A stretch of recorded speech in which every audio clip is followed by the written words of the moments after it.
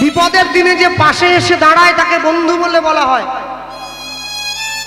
বিপদের দিনে নিজের পকেটের পয়সা খরচ করে যে আপনার উপকার করে তাকে বলে বান্ধব। আপনার আত্মার সঙ্গে যখন কারো আত্মার মিল হয়ে যাবে তাকে বলে আত্মীয়। আর 6 মাসে 9 মাসে করে এসে বাড়িতে যে পোল্ট্রি মুরগি খেয়ে গৃহস্থের টাকা ধ্বংস করে চলে যাবে ওকে বলে কুটুম। আত্মীয় আর কুটুম এক করলে হবে নি। আম গাছে আর চন্দন গাছে দেখো ভাই কিছু প্রভেদ আছে। একই মাটিতে জন্ম বটে, কর্ম কিন্তু দুরকম।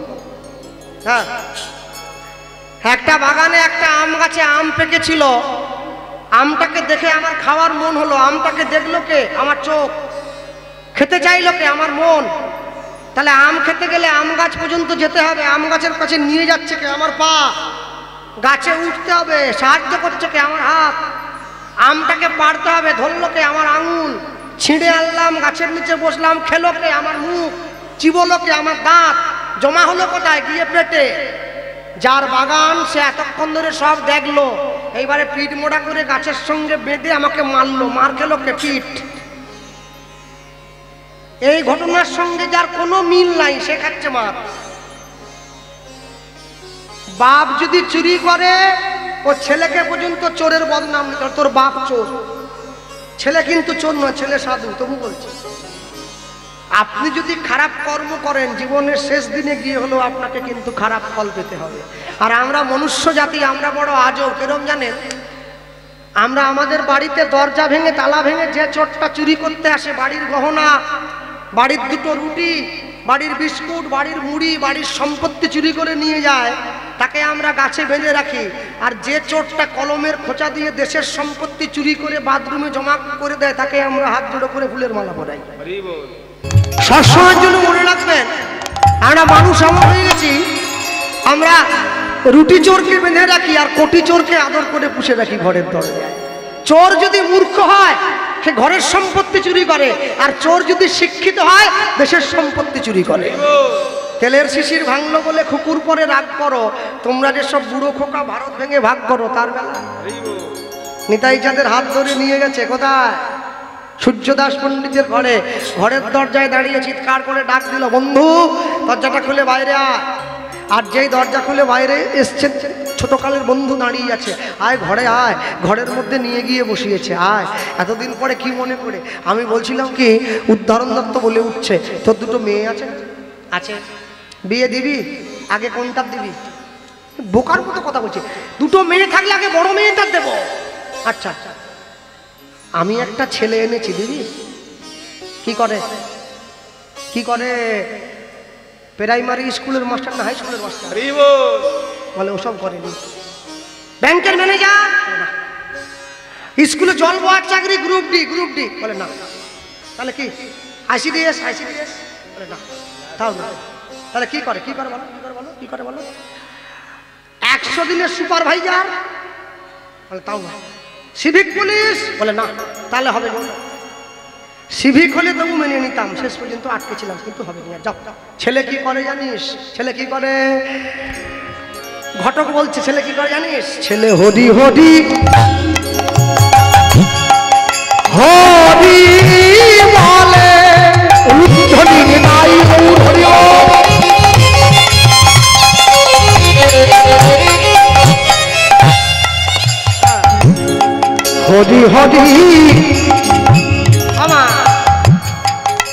একটা বুদ্ধি করবে, একটু আদা কাঁচা, আদা শুকনো মাটি না ডেলা পাকিয়ে ওই তেলের মধ্যে দিয়ে রাখবে, প্রদীপ নিববে না।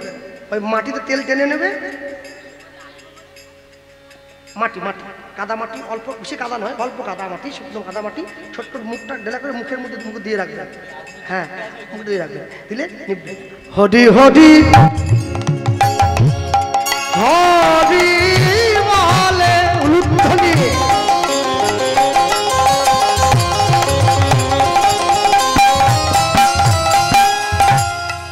ধুলায় গড়া গড়ি যায়,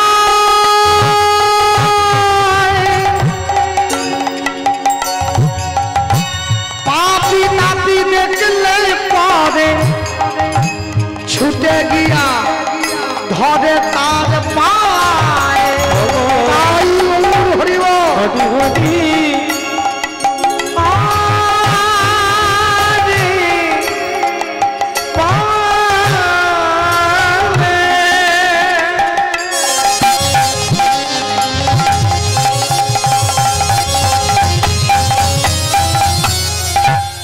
ধুলায় কাটা কাটি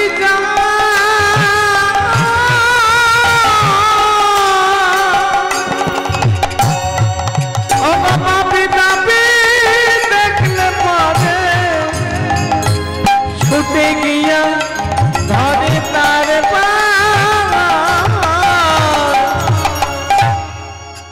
যারা বসে আছেন এই জায়গায় দাঁড়িয়ে আছেন, চারদিকে যারা গান বাজনার চর্চা করেন বাড়িতে, সকলে শুনে রাখুন কীর্তনের মধ্যেও সুর আছে। আমি গাইতে পারিনি, আমি শিখতে পারি না, আমার দুঃখ, এটা আমার দুর্বলতা। তা বলে কীর্তনকে দোষ দিলে হবে না। বৈষ্ণব মহাজন পদাবলী যে সুরে বাধা আছে, সুরটা সকলে শুনছেন আপনারা। হরি হরি হরি বলে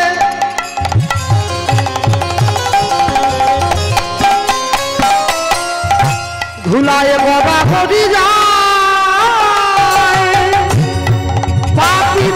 দেখলে পরে ছুটে গিয়া ধরে তার পাশে।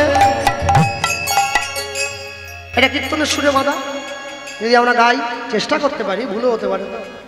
বেহাগ যদি না হয় রাজি, বসন্ত যদি না আসে, এই আসরে ইমান তুমি থাকো বন্ধু আমার পাশে। বেহাগ যদি না হয় রাজি, বসন্ত যদি না আসে, এই আসরে ইমান তুমি থাকো বন্ধু আমার পাশে। এই সুরটাকে আরেকটু কোমল করি, চেষ্টা করতে পারি। তোমার ভুবনে ফুলের মেলা, আমি কাঁদি সাহারায়। তোমার ভুবনে ফুলের মেলা, আমি কাঁদি সাহারায়। ও পাগলিকা, ও পাগলিকা, বুঝিলে না আমি কত অসহায়। তোমার ভুবনে ফুলের মেলা, আমি কাঁদি সাহারায়। তোমার ভুবনে ফুলের মেলা, আমি কাঁদি সাহারায়। এই সুরটাকে আরেকটু কোমল করি, চেষ্টা করতে পারি। আগুনের পরশমণি ছোঁয়াও প্রাণে, এ জীবন পূর্ণ কর, এ জীবন পূর্ণ কর, এ জীবন পূর্ণ কর, এ জীবন পূর্ণ কর দহন দানে। আগুনের পরশমণি ছোঁয়াও প্রাণে। যেখান থেকে গানটা শুরু হয়েছিল, হরি হরি হরি বলে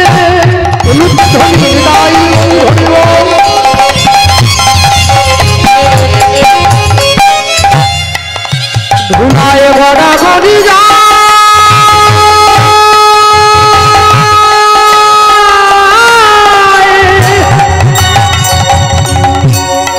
পাপি পাপি দেখলে পরে ছুটে গিয়া ধরে তার পাপি পাপি দেখলে পরে ছুটে গিয়া ধরে তার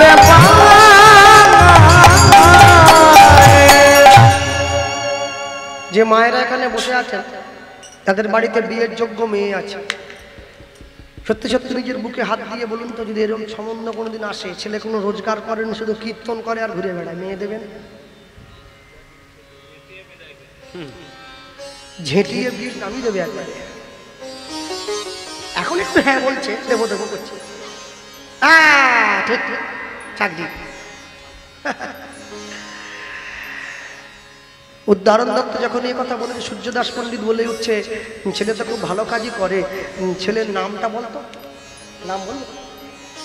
মহাপণ্ডিত, মহাজ্ঞানী, মহাবৈষ্ণব। মহাভাগী ওসব মহাটা বাদ দাও, নাম বলো, নাম বলো। বিশেষ অংশ আমি বসাবো, তুমি নাম নাম। ছেলের নাম হলো পরম দয়াল শ্রীপাদ নিত্যানন্দ। দয়াল নিতাই আমার, দয়াল নিতাই আমার, দয়াল দয়াল নিতাই আমার, দয়াল নিতাই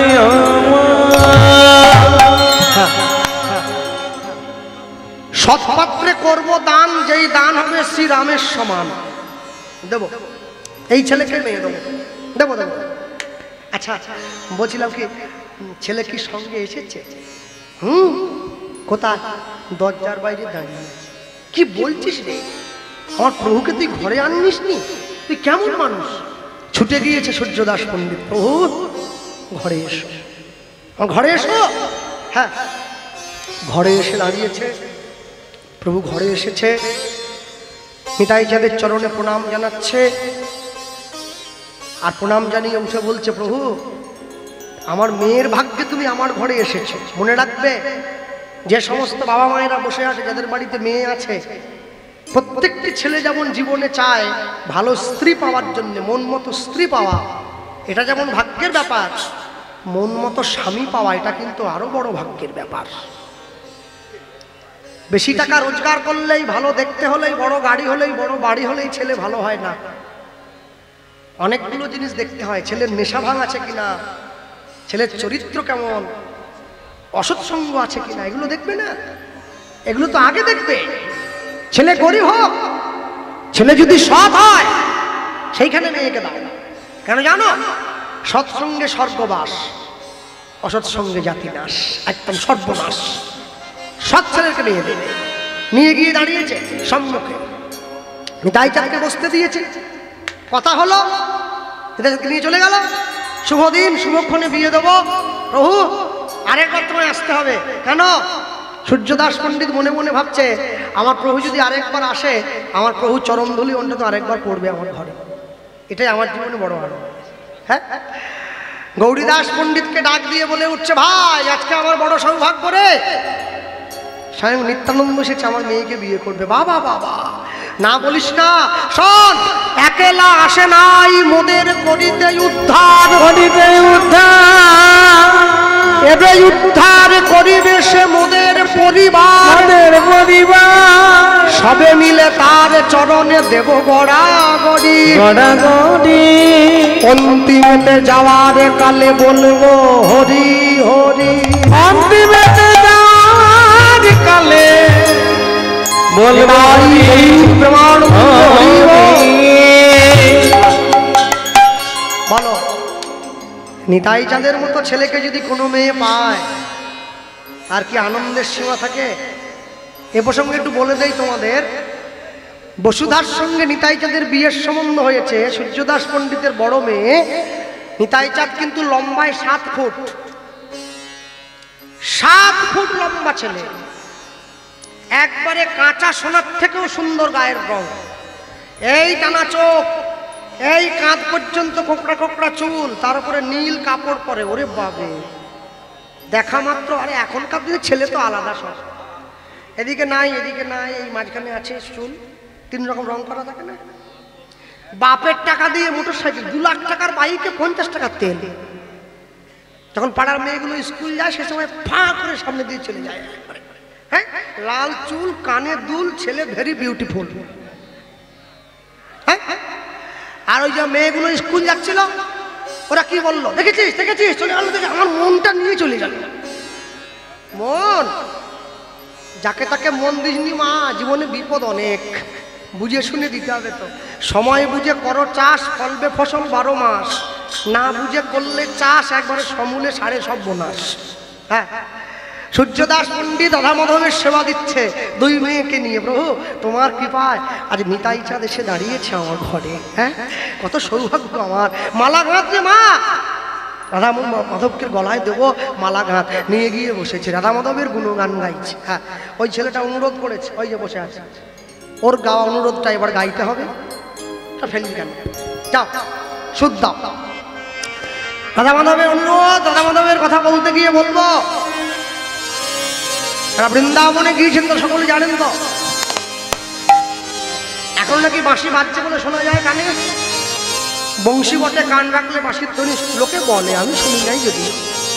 এটা পাপি তাপি কান, অহংকারে ভরা, কি করে শুনবো? অহংকার দূর করতে হবে। হ্যাঁ চলো, বলতে গিয়ে বলবো, সূর্যদাস পণ্ডিতের মুখ দিয়ে বলানো যায়, এখনো সেই বৃন্দাবনে বাঁশি বাজে বাজে রে। আচ্ছা, এখন গানটা আপনারা শোনেন ইউটিউবের মাধ্যমে, ক্যাসেটের মাধ্যমে, একটু স্লোভাবে শুনলে ভালো হয়। কিন্তু আসলে শুনলে এই বক্তা, এই শ্রোতা একটু তুলে গাইতে হয়, সবার বোধগম্য হয়। রাত্রি বাড়ছে তো, আজও সেই বৃন্দাবনে বাঁশি বাজে বাজে রে, আজও সেই বৃন্দাবনে বাঁশির গানে, দেখো বাঁশির গানে, ও দেখো বাঁশির গানে, বনে বনে কত শত ময়ূর নাচে রে। আজ সেই বৃন্দাবনে বাঁশি বাজে, আজ সেই বৃন্দাবনে বাঁশি বাজে, আজ সেই বৃন্দাবনে,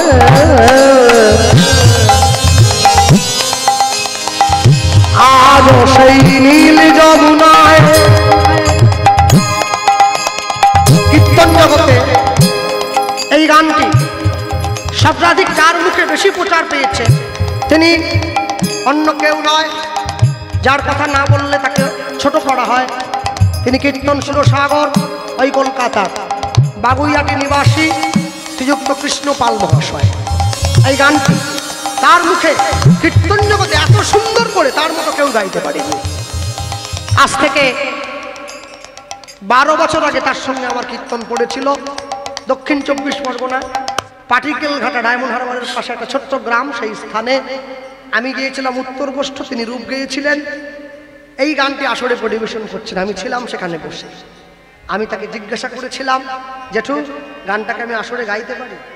বলে, জেঠু বলবি না, বুড়ো মনে হয়, জানিস না, কাকু বলবি, বয়সটা কম মনে হয়। বয়স হচ্ছে, তোরা জেঠু বললে আরে বুড়ো মনে হয়, বুড়ো বলিস না, কাকু বল, কথা দে। কে? আমি তো গাইলাম, আমার থেকেও ভালো করে গাইবি, তবে গাইবি, নাহলে গাইবি না। তা তো বলতে পারছি, তো চেষ্টা করতে পারি। আজও সেই নীল যমুনায়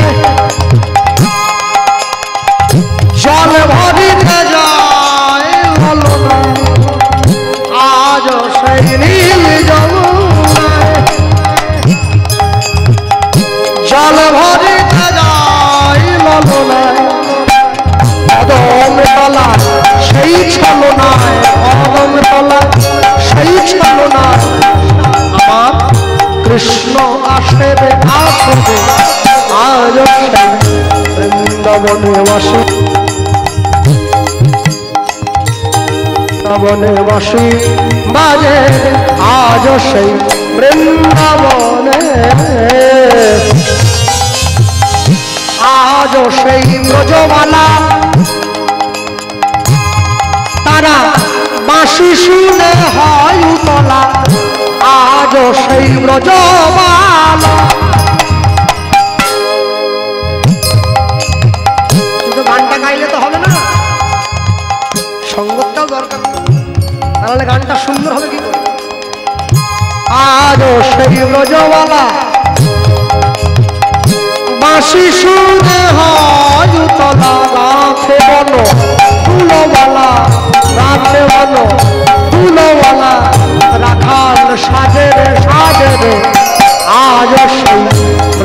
বৃন্দাবনে বাসি বাজে আজ সেই বৃন্দাবনে বাসি বাজে আজ সেই বৃন্দাবনে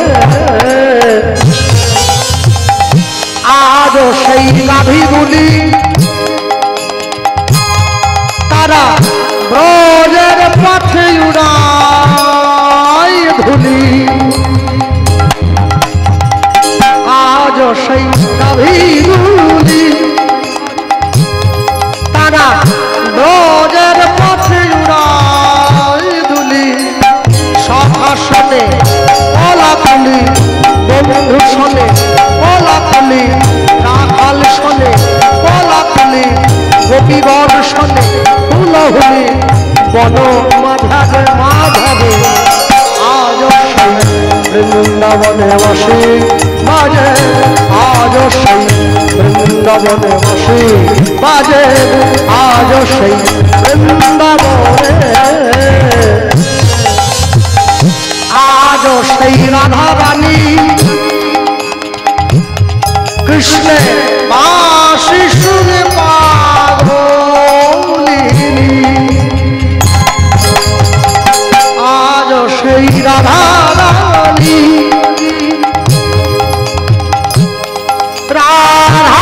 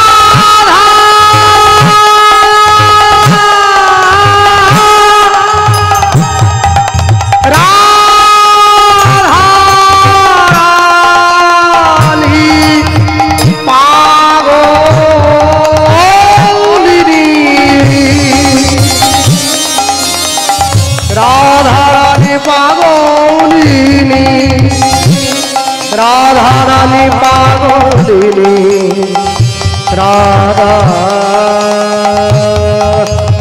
রাধা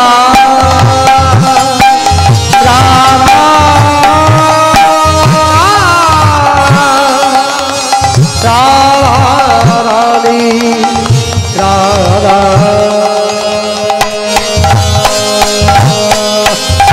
আজ সেই রাধা রানী কৃষ্ণের বাঁশি শুনে কৃষ্ণের বাঁশির গানে কৃষ্ণের বাঁশি শুনে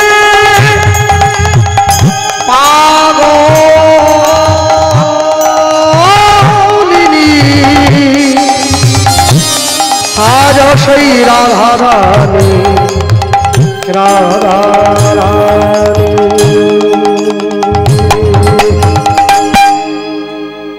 আজ সেই রাধা রানী কৃষ্ণের বাঁশি শুনে পাগলিনী অভিশানে বিনোদিনী শ্যাম সরোবরে মরালিনী কৃষ্ণ প্রেম প্রদায়িনী রাসেশ্বরী বিনোদিনী নায়িকা শিরোমণি কৃষ্ণ ভক্তি দায়িনী কৃষ্ণ প্রেম প্রদায়িনী নব নব নব সাজরে আজ সেই বৃন্দাবনে বাসে বাজে আজ সেই বৃন্দাবনে বাসে বাজে আজ সেই বৃন্দাবনে একদম শেষে গিয়ে কি লিখছেন আমার আশা ছিল মনে মনে আমি যাব মধুর বৃন্দাবনে আশা ছিল মনে মনে আমি যাব মধুর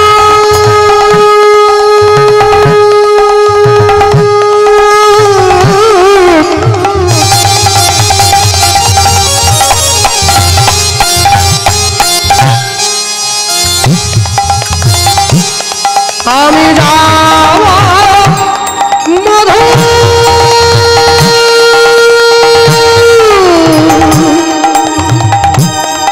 আমি যাব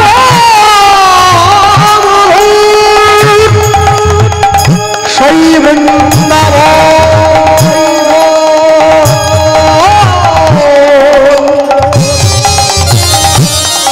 তাই আমি রইলাম গোপনে আশা ছিল মনে মনে কিন্তু আমার আশা পূরণ হলো না কিন্তু আমার আশা পূরণ হলো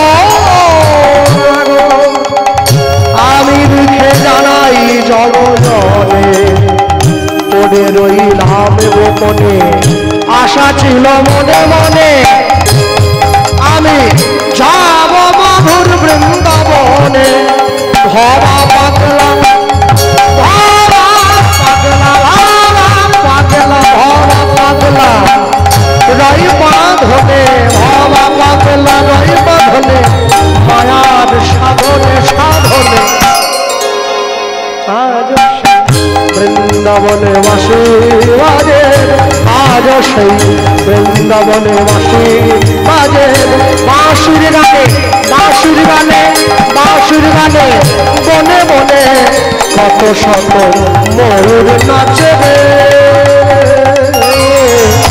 আজ সেই বৃন্দাবনে বাসে বাজে আজ সেই বৃন্দাবনে বাসে বাজে আজ সেই अरे बोलिए भाई वृंदावन धाम की जय राधा राम की जय भगवान कृष्ण चंद्र की जय निताई गौर ब्रह्मानंद हरि राम